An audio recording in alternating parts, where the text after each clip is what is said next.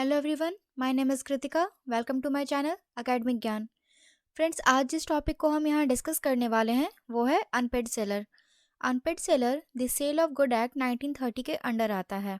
आज के इस वीडियो में हम जानने वाले हैं अनपेड सेलर क्या है और उसके साथ ही हम अनपेड सेलर के राइट्स को भी यहाँ डिस्कस करने वाले हैं। आगे बढ़ने से पहले फ्रेंड्स, जिन्होंने हमारे चैनल को सब्सक्राइब नहीं किया, प्लीज़ चैनल सब्सक्राइब कर लें और साथ ही वीडियो पसंद आए तो इसे लाइक और शेयर करना भी बिल्कुल ना भूलें। तो आइए अब शुरू करते हैं। गाइज, हमारा पहला क्वेश्चन है कि अनपेड सेलर है क्या। कैसे किसी सेलर को हम अनपेड सेलर कहेंगे या अनपेड सेलर मानेंगे।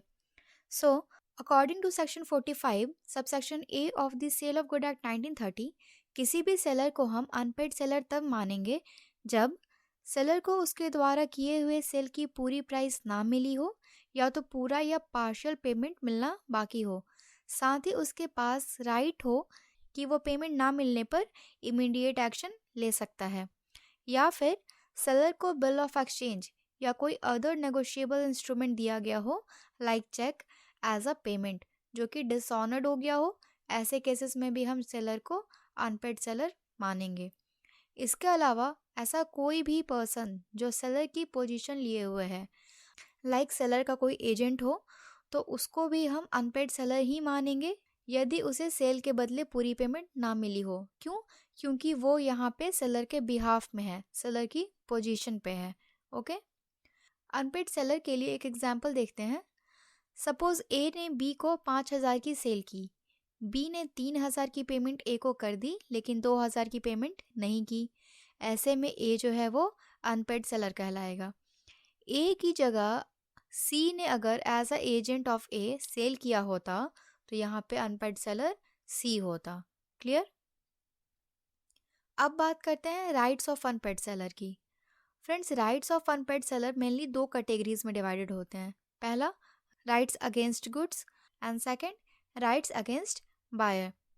अगेन, राइट्स अगेंस्ट गुड हमारे दो पार्ट्स में डिवाइडेड हैं। पहला, property in goods has pass to the buyer, यानी जब गुड्स बायर के पास में चली गई हो। And second, when property in good has not pass to the buyer, यानी जब गुड्स जो है वो बायर के पास में नहीं गई हो। दोनों ही केसेस में सेलर की 3 राइट बनती है: right of lien, right of stoppage in transit and resale.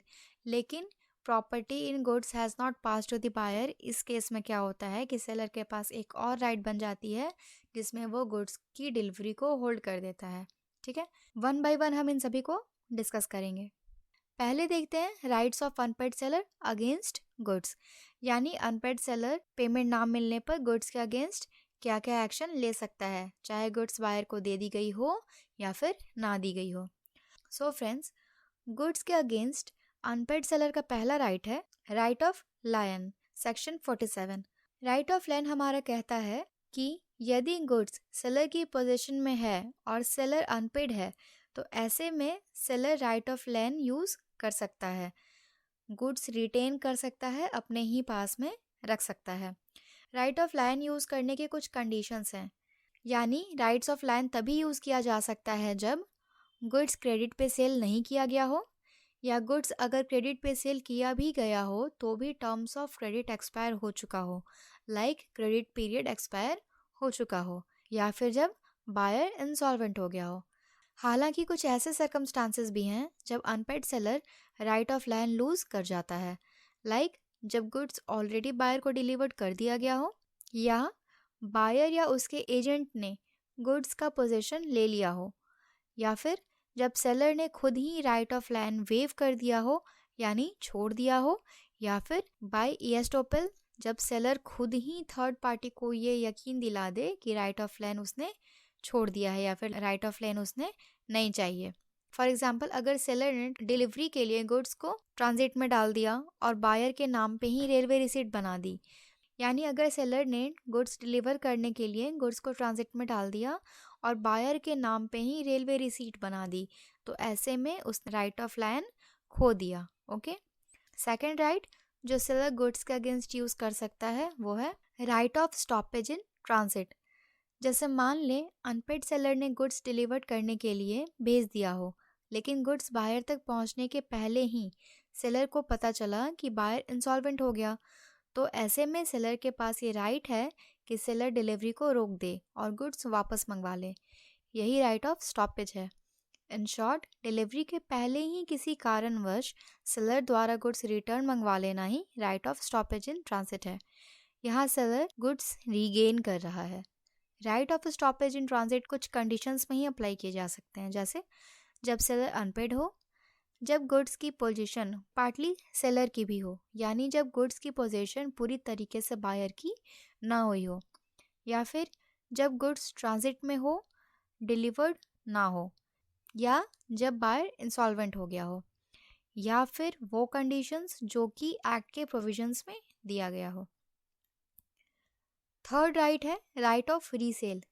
Right against goods में right of resale unpaid seller तब यूज़ कर सकता है जब गुड्स पेरिशेबल नेचर का हो, यानी जल्द ही खराब हो जाने वाला हो, सड़गल जाने वाला हो, लाइक फूड प्रोडक्ट्स या ग्रोसरी प्रोडक्ट्स। ऐसे में सेलर की कोई रिस्पॉन्सिबिलिटी नहीं बनती है कि वो बायर को इन्फॉर्म करे राइट ऑफ रीसेल के बारे में। सेकंड केस है सेलर ने बायर को रीसेल की इंफॉर्मेशन पहले ही दे दी हो।